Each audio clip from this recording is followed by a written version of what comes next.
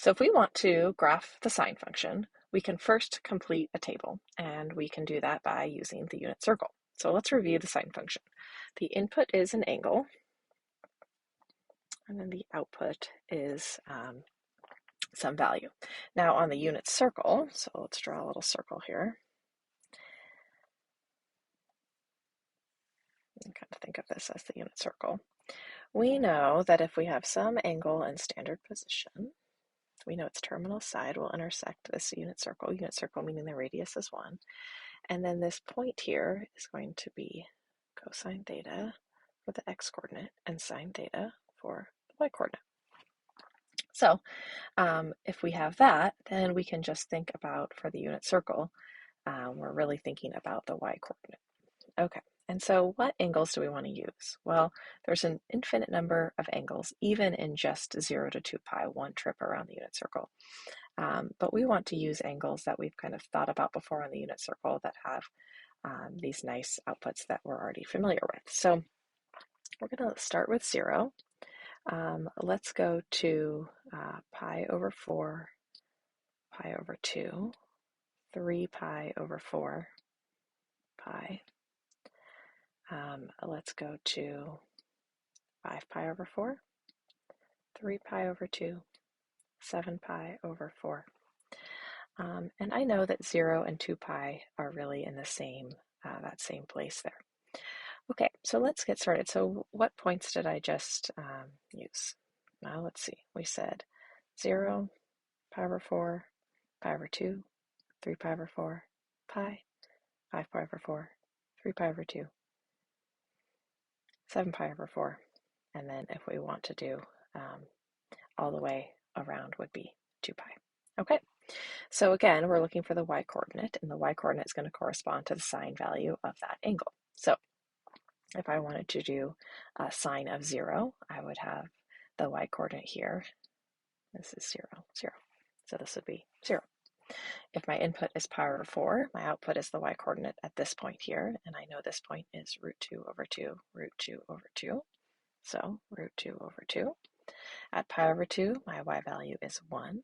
At 3 pi over 4, so right here, again, we just made this look like some random angle theta, but now we're talking about these specific places. So if I'm at 3 pi over 4, my y value is the same y value, right? It has the same height as at pi over 4. So this is still root 2 over 2.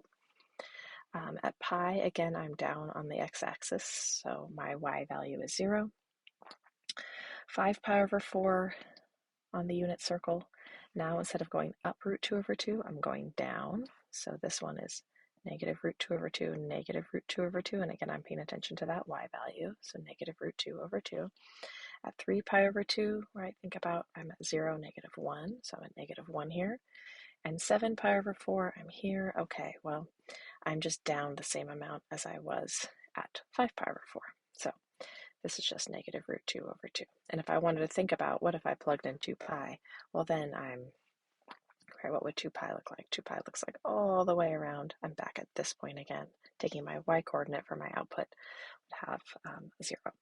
And that gives us one full period of sine, right? Any other angle that I would take the sine of would just be coterminal to any angle that I had just used. So if I wanted to do this angle here where I'm going all the way around and then hitting it, okay, that is a different angle than what I have in my table, but I'm starting to get the same pattern again because it's also going through those outputs in the same order. So we'll look at that below.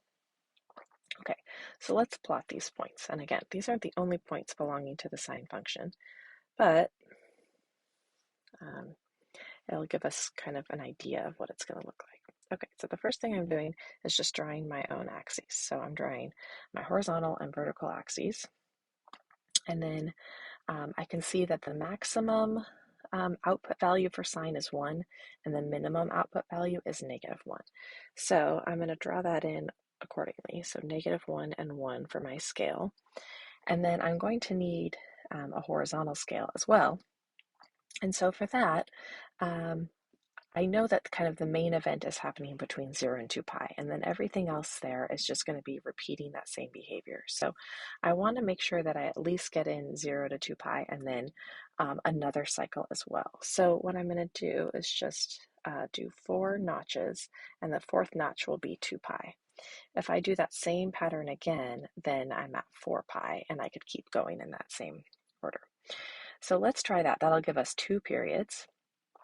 And then I'm just going to plot these points. Now, some of these are nice values, but some of them are kind of funny, like root 2 over 2. So if I use my calculator to do root 2 over 2, I see that it's about 0.7.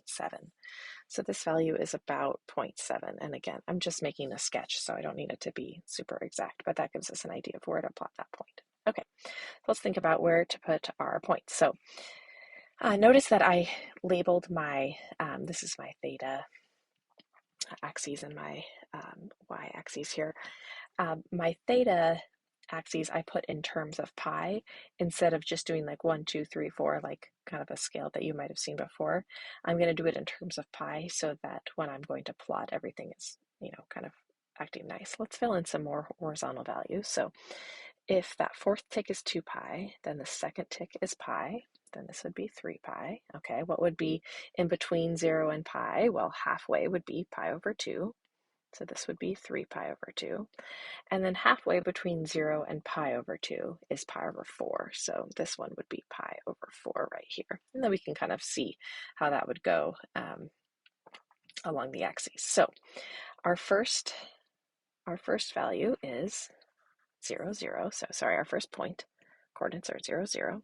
And then when I plugged in pi over 4, I got that root 2 over 2, and I said that's about 0.7. So I'm going to put that just below that third line up here, that third tick mark, if 1 is 4 tick marks. And then at pi over 2, my output of this function is 1. At 3 pi over 4, it's root 2 over 2. At pi, it's back to 0. At 5 pi over 4, I'm down at negative 0.7. 3 pi over 2, I'm at negative 1. Now this is 7 pi over 4, I'm at negative 0.7, and then 2 pi, we stuck that in there and we said that was 0.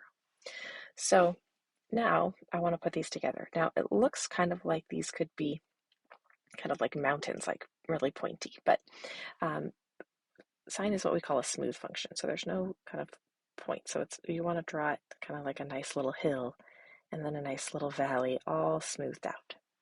Now, what I noticed is kind of what we alluded to before is like this angle up here that I drew where I went around first and then hit it. How would we label that angle? So that angle would be pi over 4, but then another rotation. So this would actually be 9 pi over 4, this angle here. And then that sine value would be root 2 over 2. So I could put that down here, 9 pi over 4. Well, 9 pi over 4, if each tick is pi over 4, then I'm going out 9 ticks, right? It's really just one more tick past 2 pi for the way that I've drawn this scale. So if I put that in, I get out 0.7. So what I'm seeing is that because sine has a period of 2 pi, after 2 pi is just going to start repeating. So notice that I have this nice smooth hill and a smooth valley. So what's going to happen is I'm going to get back to this hill, okay, and then I'm going to get back to the valley. And you could kind of make yourself feel better about that if that feels like, are you sure? Just by going around the unit circle again, you could label those angles with, like, say, 9 pi over 4. This would be 10 pi over 4, which is, which is 5 pi over 2, etc., so that you could kind of see, yourself filling in these values. And then I'm down, and then I'm back up. Okay, so I'm going to fill that in really nicely like that. Okay, so whenever we draw these functions, we want to draw at least 2 periods. So that's 2 periods. If I wanted to do more, I certainly could, right? Like if I wanted to go back this way, I could say, okay, this would be negative pi, like that. And I could extend it. I say I just had a hill, so then the next thing is going to be a valley, like that. Okay. So what is the key for drawing this sine function? Well, the key really seems to be these 5 main points, right? This point that I drew right here is nice for just kind of getting like what's the general shape. But once you know the general shape, you really don't need that. So the 5 points are going to be the start of the hill, top of the hill, end of the hill, which is really the start of the valley, the bottom of the valley, and then where the valley ends, which is really just the start of the next hill. So these 5 points, if you kind of know where those go, then if there's any transformations, then those points are just going to go, travel with that transformation. Okay, so let's look at the domain. Well, it looks like all angles are allowed, right? In terms of input values, there's no input value that I could put in that would cause a problem. And how would I get to some of those input values? Well, I might have to go around the unit circle a bunch of times to find it, but I can still do so. So negative infinity to infinity. What about the range? Well, just from the graph, it's easier to see the range, right? We can see that it never goes above 1 and never goes below -1. It also hits exactly at 1 and exactly at -1. It hits every value in between as well. And so my range will be -1 to 1, and I'm using those closed brackets to show that -1 and 1 are included. Is this an even or odd function? Well, to kind of remember what that means, even functions have reflective symmetry. Reflective symmetry, how about that? With respect to the y-axis. And odd functions have rotational symmetry with respect to the origin. That's 180-degree rotational symmetry. And so let's look at this function. I can see that it's not reflective across the y-axis, because if it were, I would expect, say, like this point here to be reflected over here and be on the function, but it's not a point on the function. But for odd functions, I can see, like, if I rotate just this piece, it would come down here and land right here after rotating 180 degrees. So this actually is an odd function. And for odd functions, what I know I can write is sine of negative theta would result in negative sine of theta. Okay. What about the period? So how long does it take for it to repeat? So what is that shortest amount, right? This piece here is the length of 2 pi, right? The horizontal distance is 2 pi, and then it starts repeating. And so this period is 2 pi.